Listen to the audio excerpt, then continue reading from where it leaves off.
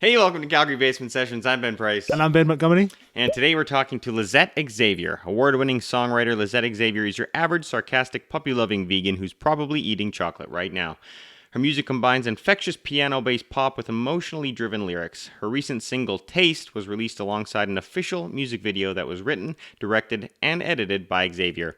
Alongside the release, she also launched a line of ethical AF merchandise that was sourced, prints, and distributes from YYC.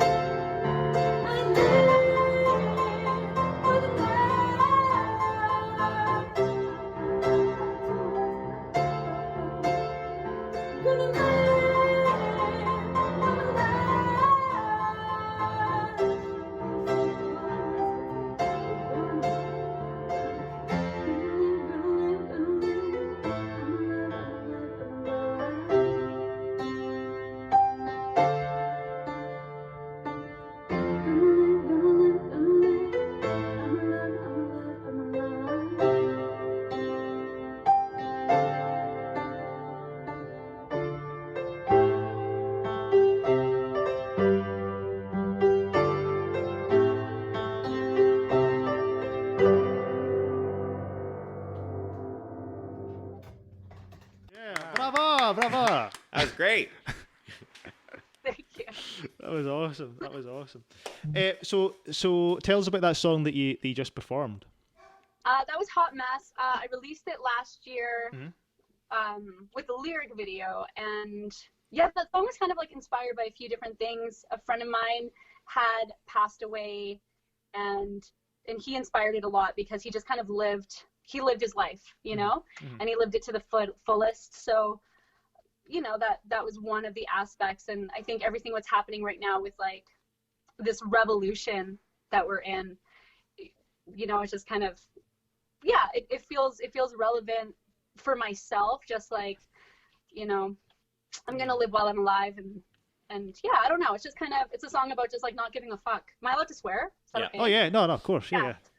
Yeah, but I mean, the song's ultimately about just like living your truth and doing what's right, regardless of what's being pushed on you. So, yeah, it's a song that kind of like evolves as I do, I guess. Nice, yeah.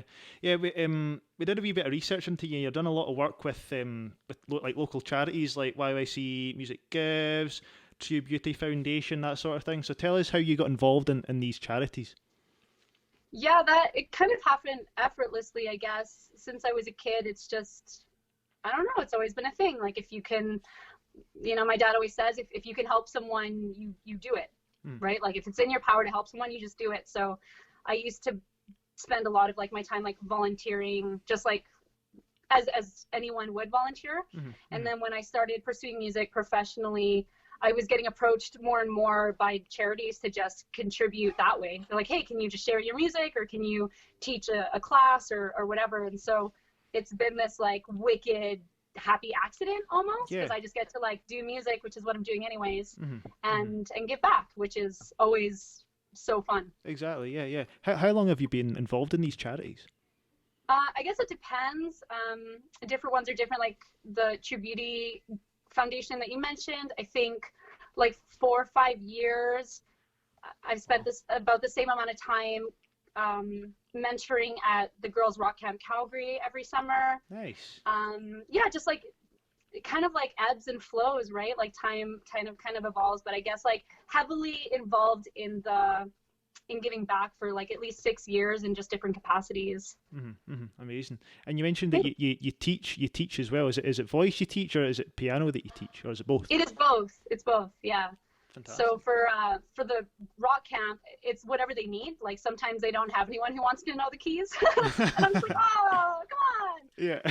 So then we do vocals, but I've done both, and both are pretty fun. I'm trained in piano, not voice. So voice is more of like teaching from experience, and like I can problem solve in things that I've had to apply to myself. But piano, like I studied, so it's fun either way. I don't know. Teaching's like one of those things that I didn't want to do ever. And then once I started doing it, I was like, how did I survive without this? Yeah, no, I completely agree with you, because I teach as well. I teach at School of Rock, and Nice. I'm going to start teaching at Cornerstone Music in the fall as well.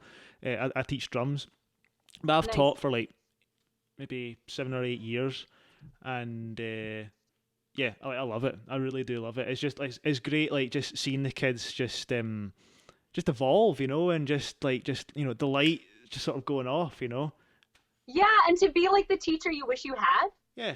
Like, yeah. I don't know if you can relate to that, but like I had mean teachers. I went to this like really intense like piano school, and it was like terrifying. And to be able to come from a place of like just teach the love of music and to encourage creativity is really fun, because you get to see these kids overcome obstacles that like took me until my adulthood. Right? Exactly. So you just keep, I don't know, like I feel like this responsibility in like every capacity to just make the next generation better. Yeah. Right? Yeah, no, I completely agree.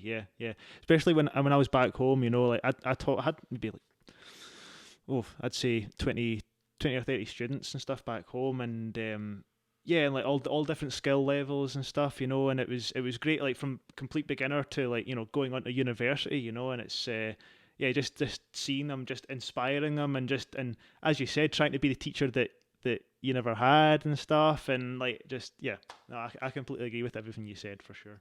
Yeah, that's wicked. It makes me happy to like hear about other teachers that are enthusiastic about it, because like there's some industries where like you shouldn't be allowed to be shitty at your job. Yeah, no, Right? yes, yeah. Teachers are one, cops are another. So like there's just certain industries where like you should love what you're doing, and you should be impassioned, and so it's always exciting to be like, yeah, we like teaching. Exactly. And like be nerdy about that. Exactly. Yeah, definitely. No, I completely agree with you. So moving to tell us about the awards you've won, because you've won an award for your volunteer work, haven't you? Yeah, that was cool. Do you want to see it? I have it on my Yeah. piano. It kind of looks like a dildo, so it's fun.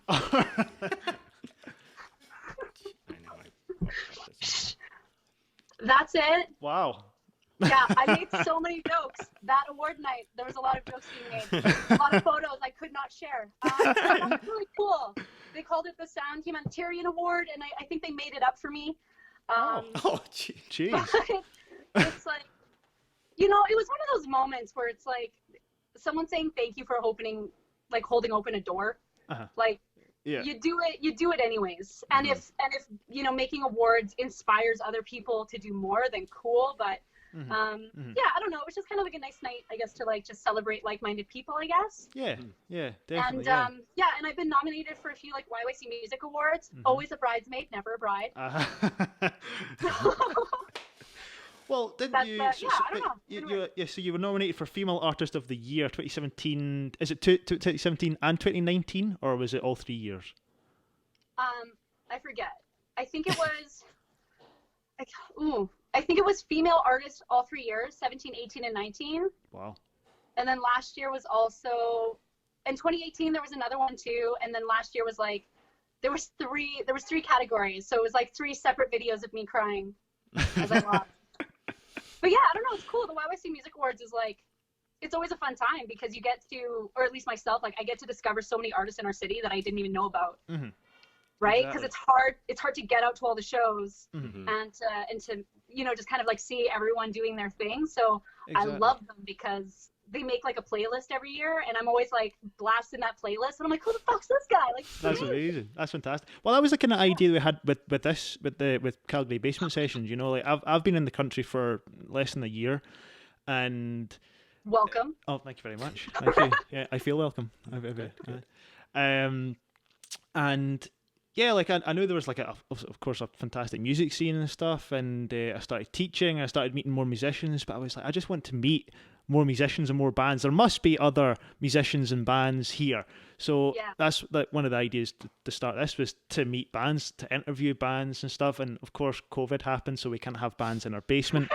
But after #COVID is done, then we can have bands in our basement to perform and stuff, because there are some unbelievable bands and artists and musicians in Calgary that people need to see.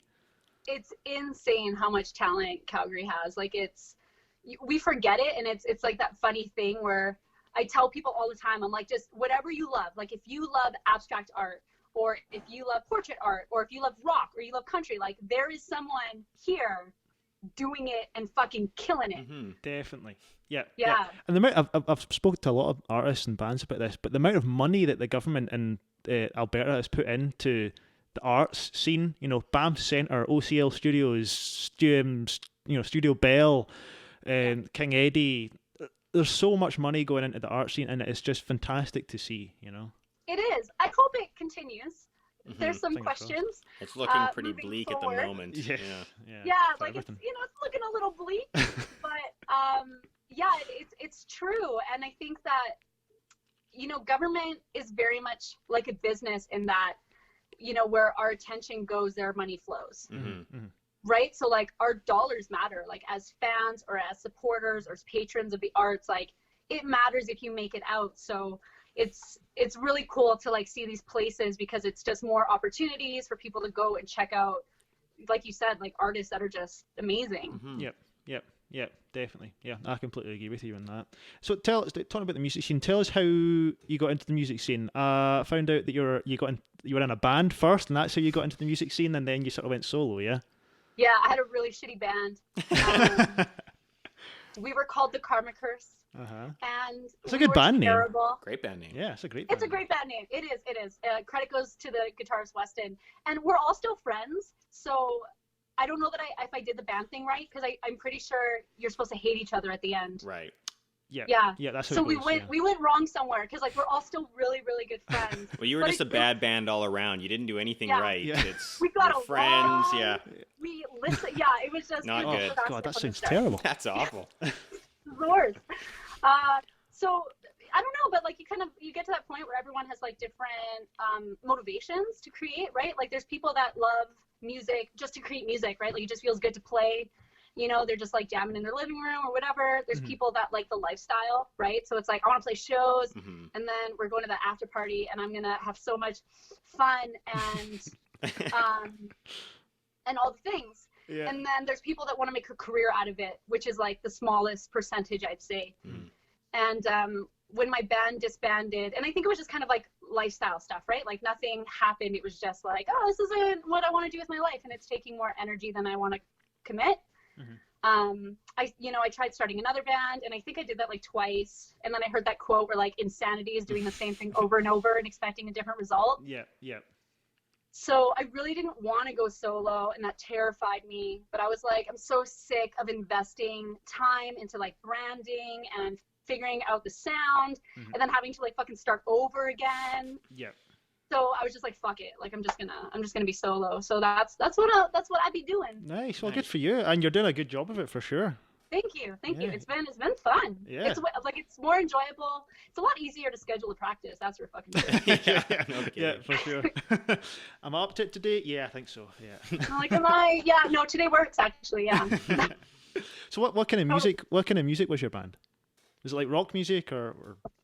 Yeah, it was like, if I say indie rock, like, does that summarize anything anymore? I don't even know. But yeah, it was like indie rock, like Metric meets Sweet. Paramore meets Muse meets, I don't know. It was like, we didn't know what we were doing. Nice. Yeah, we covered Muse, and that was like my favorite cover. Oh, what song?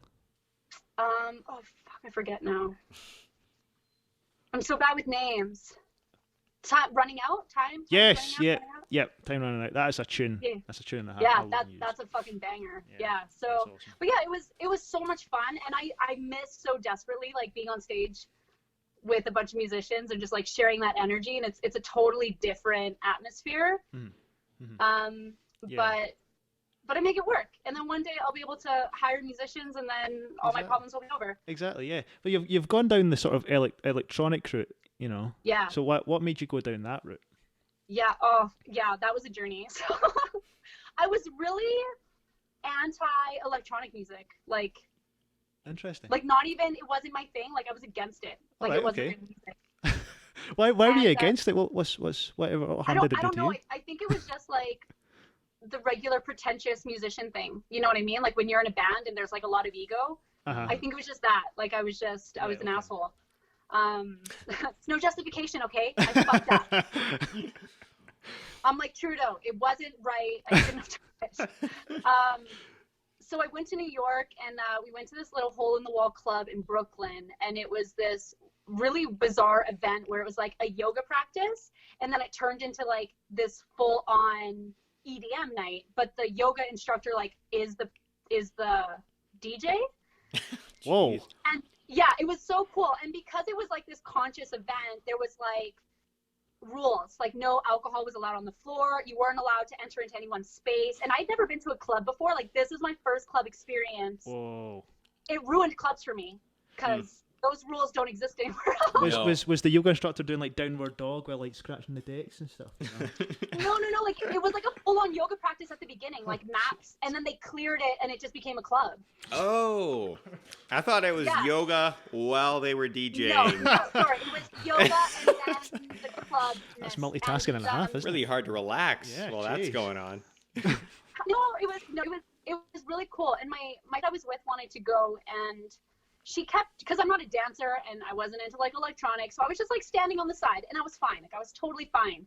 But she kept coming to check on me, right? And I started to feel bad that she was, because I was like, I'm totally fine, but she couldn't help noticing that I was just standing there.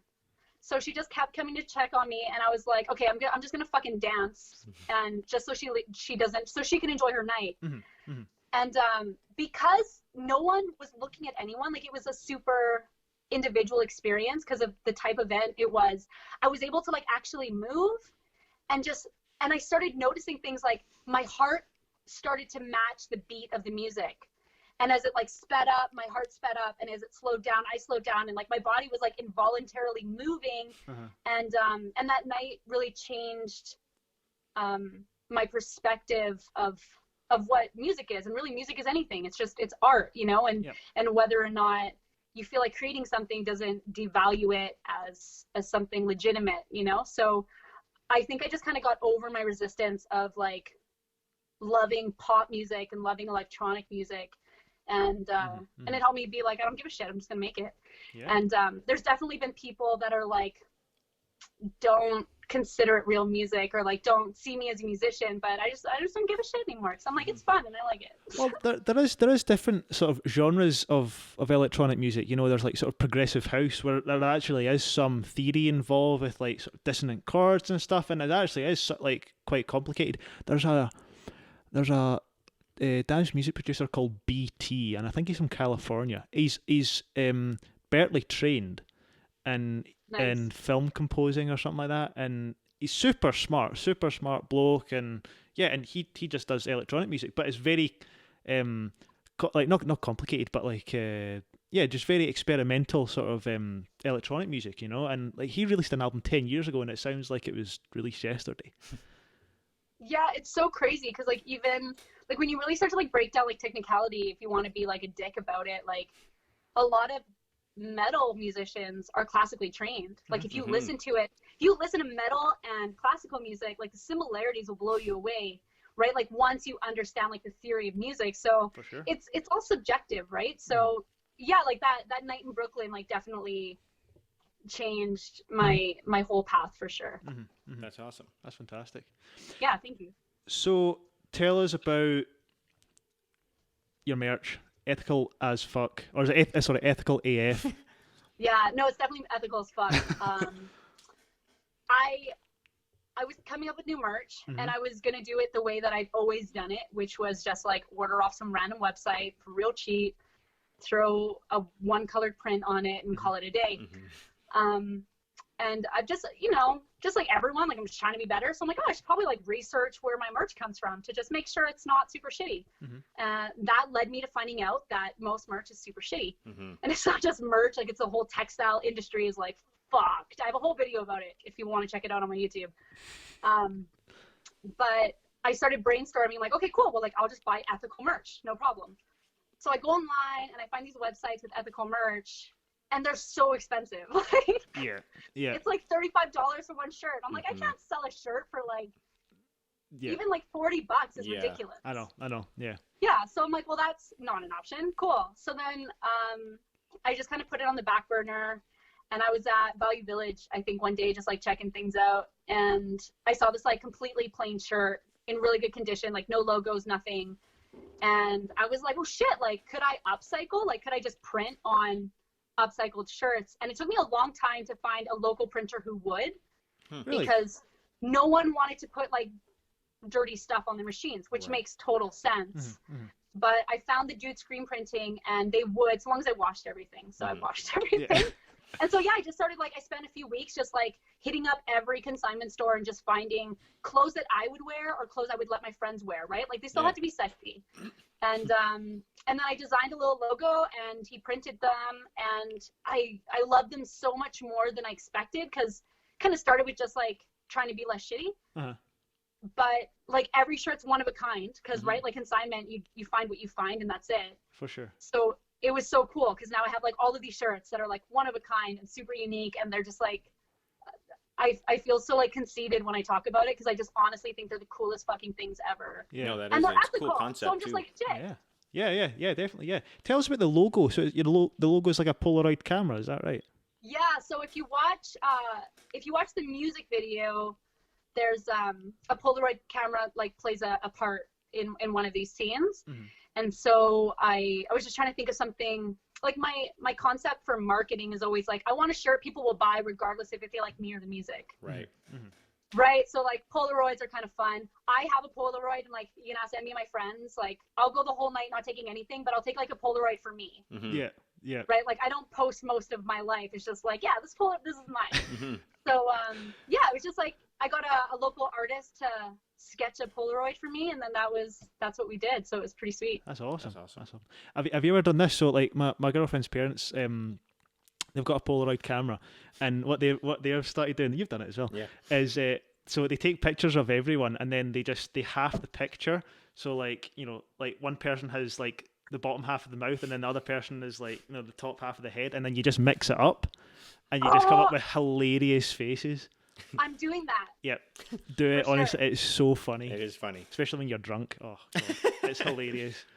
Is it like a Polaroid mini or like an actual Polaroid? It's a mini. Yeah, it's one of those Instax mini Polaroid versions. Yeah. So it comes out. I It's a have one of nice those size. too. Yeah. Those are a lot more affordable because I'm thinking about like like I have like a vintage Polaroid that we used in the music video, and I'm like, that's like $350 a photo. I don't know if I want to do that actually. But I'll do that with the mini. I'll do that with the mini for sure. You should do it. Honestly, it's fantastic. It's so much fun. Next music video idea. Yes. Yeah. Nice. Yeah, we've copyrighted that. Yeah. Sorry, can't use Yeah, that. Sorry. I understand. The whole thing. So tell us about your music video for Taste. Tell us Yeah, about that. Tell us about the process, because you directed it, or you wrote the script or something? Yeah, I like did that? all the things. Wow. Yeah, that's what you do when you have no budget. You know what I mean? Yeah. Like you wear all the hats. But yeah, I wrote, so the song Taste is about love, right? And it's not just like a happy love song. It's kind of like if you're in like a long-term relationship of any kind, like whether it's with a parent or a sibling or a romantic partner, like it's fucking hard, right? Like I'm not sure anyone I've ever met has been like, this relationship has been easy breezy start to finish. Like it's hard and it takes work, and sometimes it's hard to justify, but then you have those moments, right, where you're like, this is what we're fighting for. Right? So that's what Taste was about. And so I was just kind of thinking about the first real intense relationship that I ever had that ebbed and flowed, and it was with my father, right? And he was a single father. He is visible minority. So the original concept was for me to cast someone as my father, and then I was going to play the daughter grown up, but it just wasn't like, whoops, sorry. Happened again. But it just wasn't happening. It wasn't flowing. So I just kind of ended up going to this concert with my friend Jerome.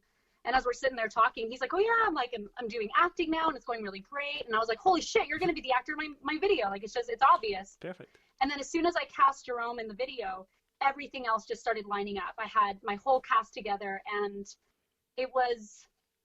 I didn't mind it not being a Hispanic man, so long as it was still a visible minority, because it was important for me to show this amazing father that I had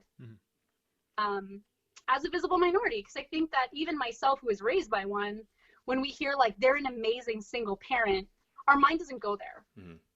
Right? Like we don't automatically picture a man of color being this brilliant single father, but that was my reality. So the video is kind of like my love letter to my dad, I guess. So much of it is like actual moments of my life or our relationship. So it came together really easy, and it was really great to create. And I had the most amazing team. So it was, yeah, I don't know. It's just like the best few weeks of my life bringing that to life. That's fantastic. That's a fantastic story. Yeah. Thank you. Yeah, it really is. Yeah. So the co-writer for this music video, Dane Hunt, how did you meet him? Is he a friend of yours, or? Oh my God. Yeah, no, Dane, I've never met Dane. He lives in New York. I had some negative experiences with some producers locally, and I was just fucking tired of it. And I was like, I still want to make this genre of music. I just don't want to deal with people. And so a friend of mine, like as a joke, was like, you should just go on Reddit. Like, Oh, jeez. that's what everyone's doing. And I was like, fuck it, okay. So I went on Reddit and I made this random post, and Dane replied, and he was like, hey, I think I might be a good pick for this. And then we just kind of started, and right away, like his first email was so concise and professional. And he's like, I'd like to see, like, he's like, if it's okay with you, I'd like to talk about like your plans for this release and the outline and what's your vision, and just very type A like me, which is hard to find in a musician. So we just started collaborating, and yeah, he lives in New York. I've never met him. He's a brilliant producer, and I'll definitely be working with him again. That's awesome. That's fantastic. That's really cool. Yeah. So go to Reddit, guys. Yeah. The power of the internet. Yeah. Yeah, fuck. So cool. Yeah. Perfect example. Yeah. Exactly. Yeah, I've never met either of you. Look at that. We're pretty fun. Just before we go, you want to tell people where they can find you online and on all the social medias and things? Yeah, for sure. Lisette Xavier on everything. So LisetteXavier.com, and Xavier like X-Men. And yeah. Actually, that was one of my first merch concepts. I got a local comic book artist to like draw Professor Xavier. Nice. Nice. It was I loved it more than anyone else. Amazing. So is Professor Xavier your favorite X-Men or X-Man? I mean, What were they called? sure, let's just go with that. Yeah. Because I haven't like put a whole lot of thought into it, I guess. So, but there's Cyclops, Wolverine. Who else is there? I really don't. There's a Professor lot. Xavier. Yeah, there's a lot. But yeah. Yeah, there's Phoenix, there's Rogue. Oh, Right? yeah, Like, yeah. there's- Yeah. yeah. No, Um, Wolverine's my favorite because Hugh Jackman. You know, who doesn't love Hugh Jackman? Yeah, he was really brilliant. I also love Patrick Stewart, so I'm okay with Professor Xavier. Yeah. for Well, sure. yeah. That's a good choice. Good choice. Yeah, good choice. Yeah. Or like it might even be Magneto, because like Magneto's kind of like fuck the establishment, and I think that's cool right now. Yeah. Fair enough. But yeah, Lisette Xavier, everything. So / Lisette Xavier or LisetteXavier.com. Awesome. Fantastic. And you are going to finish this up with a song, but it's going to be live, but not. So thanks so much for doing this today. We appreciate Yeah. you coming on. Yeah. Thank you so much. Yeah, thanks for having me. This was wicked fun. Yeah. Yeah. Awesome. It was good to talk to you for sure.